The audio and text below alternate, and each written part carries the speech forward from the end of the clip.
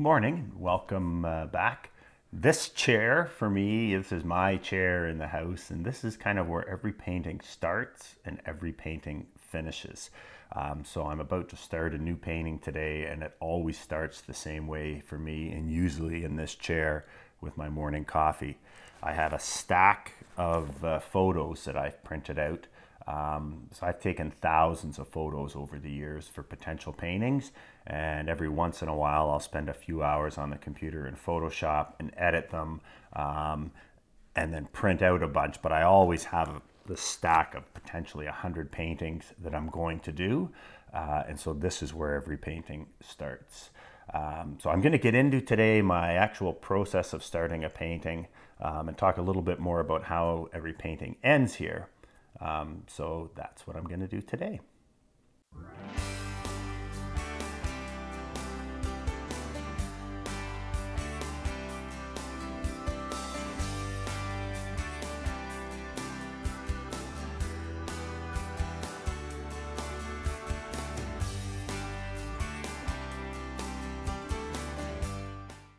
So I had mentioned that every painting starts in this chair with me looking through my photos, but every painting actually ends with me looking in this or sitting in this chair as well.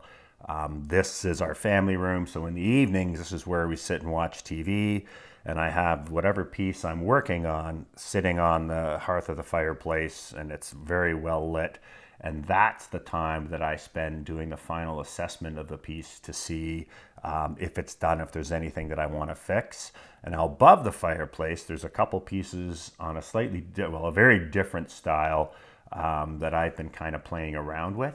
If you've seen the process mode video series I've got a five-part series on working in process mode, where I basically kind of went from just a kernel of an idea of working and responding in line and then using color abstractly to then kind of developing a whole new style of painting.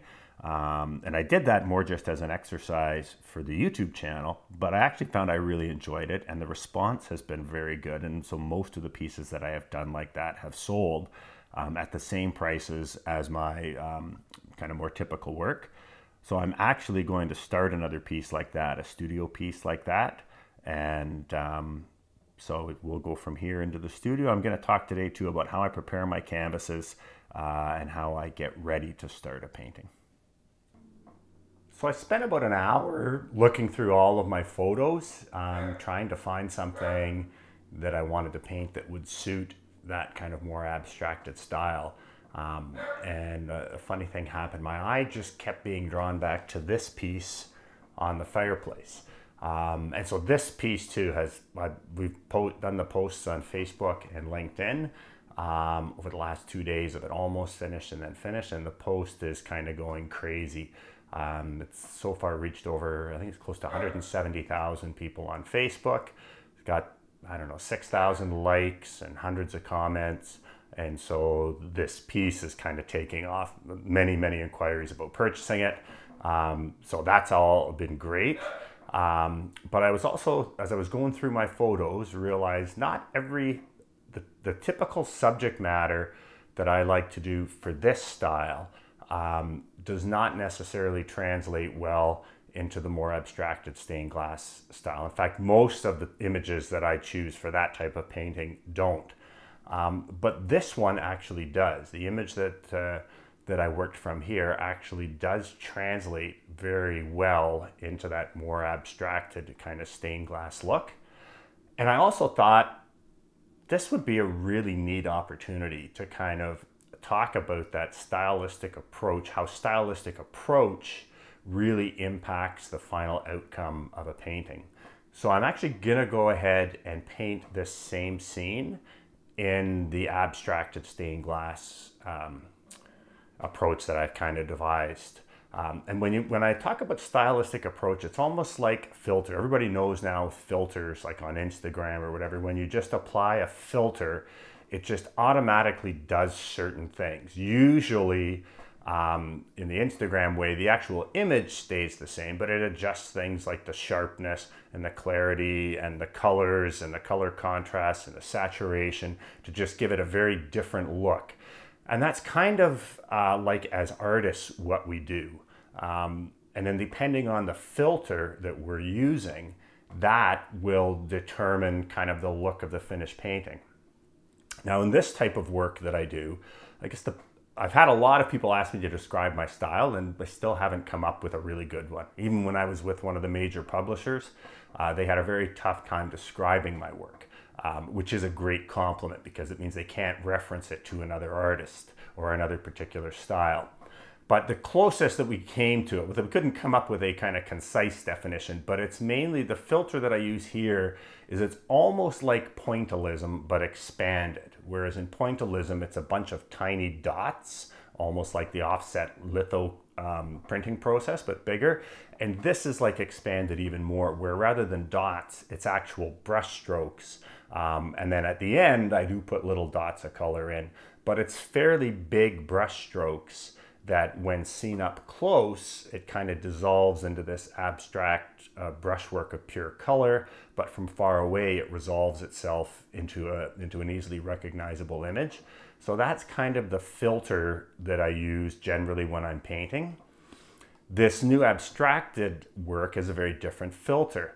And what I do here is very graphically simplify the shapes, and I actually respond to the image in line as opposed to blocking. Rather than blocking in solid shapes, it's all done by line at first, by outline.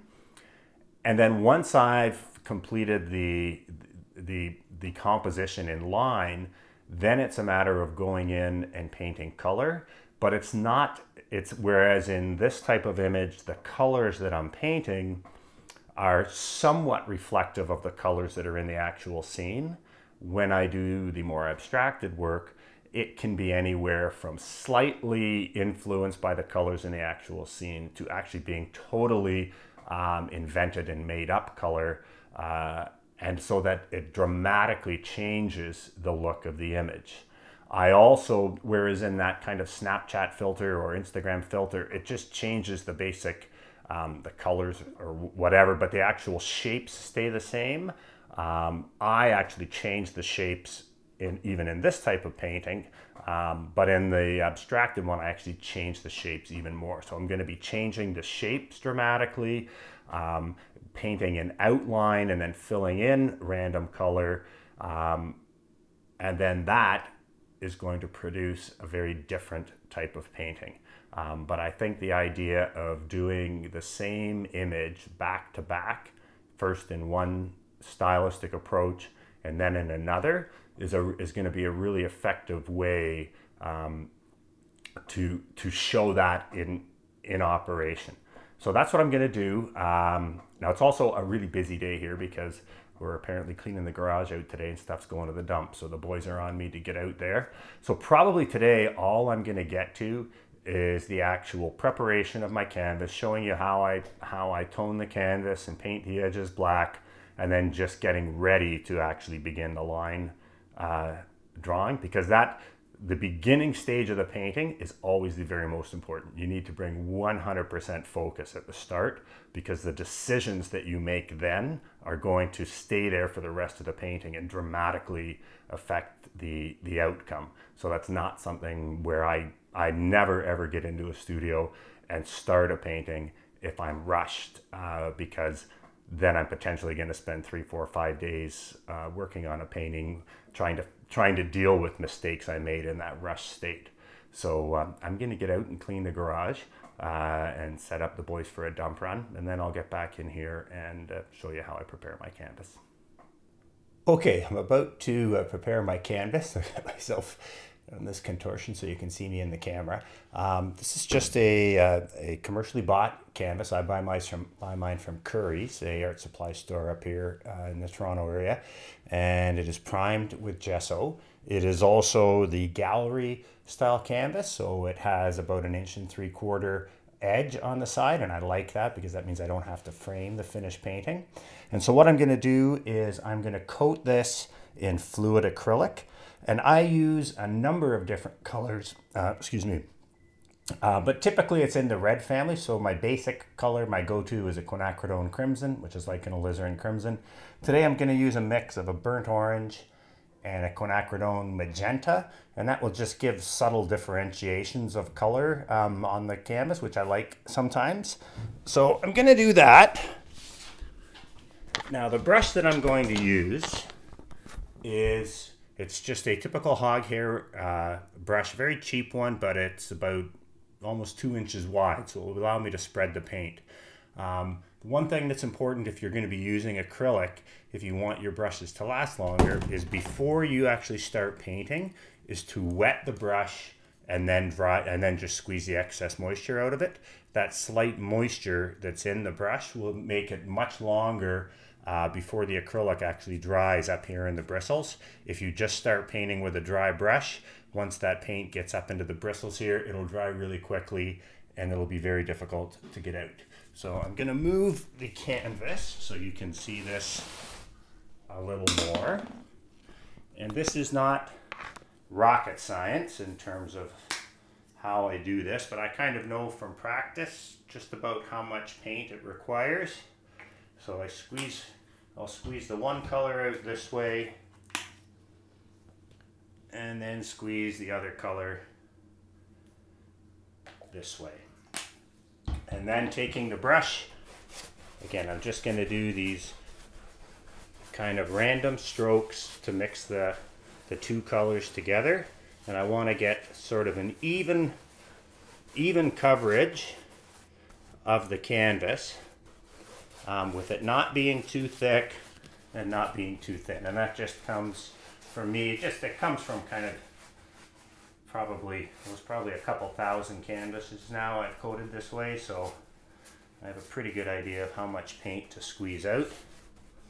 If you're doing it for your first time though, it's probably a good idea to err on the side of not enough paint because you can always squeeze more.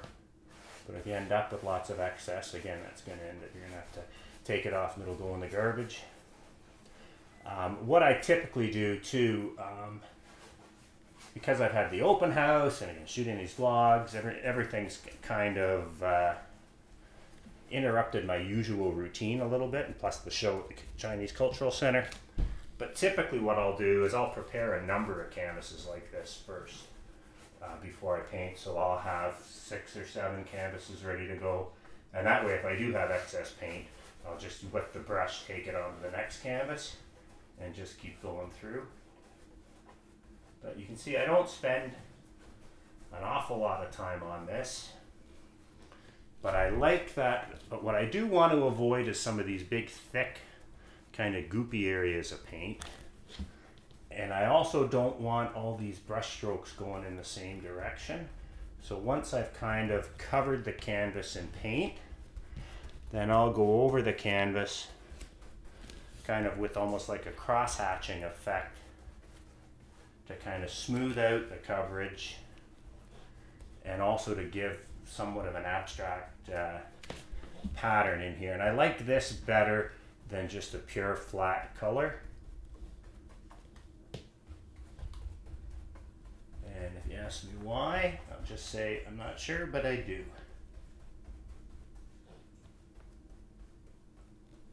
And now I'm going over with a light touch, because what happens sometimes is you get a lot of bubbles in the paint, and they can cause all these tiny specular reflections, which is not such a huge problem for the original painting. But if we decide to do reproductions of a piece, all of these little bubbles can cause tiny little pinpoints of light. So just going over with this light touch is really just trying to kind of knock some of the bubbles down.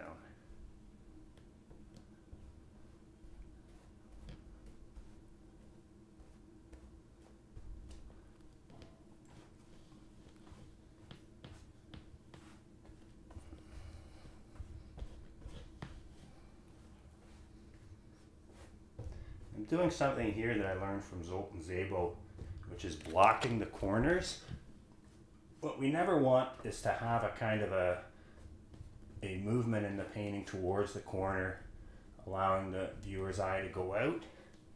And if you have the gradation to a lighter corner, then that's going to tend to do that. So by having it just a little darker at the corner, almost a vignette effect, that just right off the bat sets you up in a situation where you're not going to have that kind of gradation leading the eye out of the corner. Okay, so that's it for toning the canvas. I will wait and let this dry, and then I'll be painting the edges black before I start.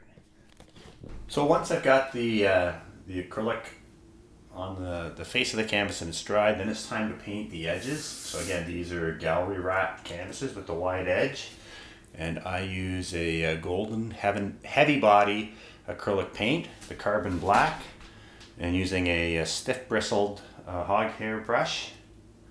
And so I've already painted the other sides, and now I'm doing the ends.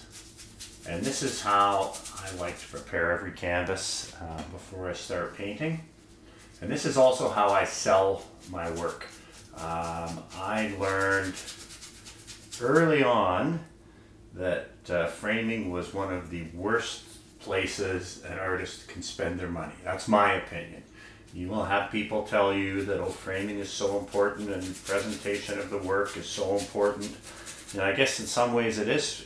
Really nice framing can take a mediocre piece and make it look a little better. But my experience is if you produce great paintings, people will be interested in them and will buy them regardless of the framing. And if they want it framed, then you can get it framed for them. My issue that I have is the typical arrangement is that the artist pays for the framing, and then you double the price of the framing when it goes to the gallery. So all you're doing is getting your money back at best, and you don't actually even get that because of wear and tear on the frames. You will get, if your pieces go out to a gallery and get moved from several galleries, by the time you get them back, the frames are dinged up. Now they're no good. Now you've got to replace them. And for me, I look at it as an absolute, basically waste of money to invest money where the very best you're going to hope for is to get the money back. Whereas if you invest that same amount of money in canvases or in paints or in doing shows, then you're going to grow that money. And for me, that came about when I was doing a lot of the festivals. And, you know, I had some framed work there, but again, they would fall, get scratched, get dinged up. So I thought the cheapest way that I can present my work where it still looks good and where there's the least possibility of damage, that's what I was going to go with. And so that's where this came from. And I actually find that probably 90% of my clients like it this way and just hang it this way. And for those that want it framed, either they can get it framed or I can get it framed for them. But at least I know when I'm laying that money out for the framing, I'm going to get it back.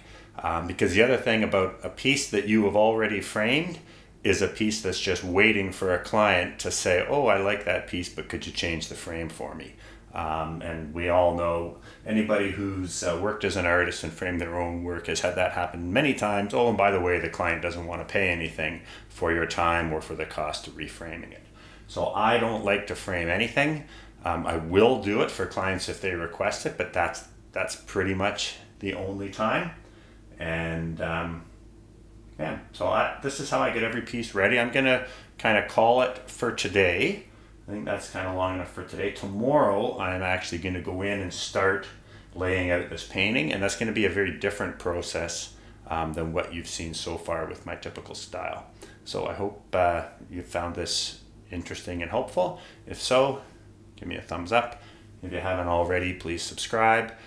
Share it with your friends, and I welcome your comments and questions. I'm Tim Packer, and I thank you for your time.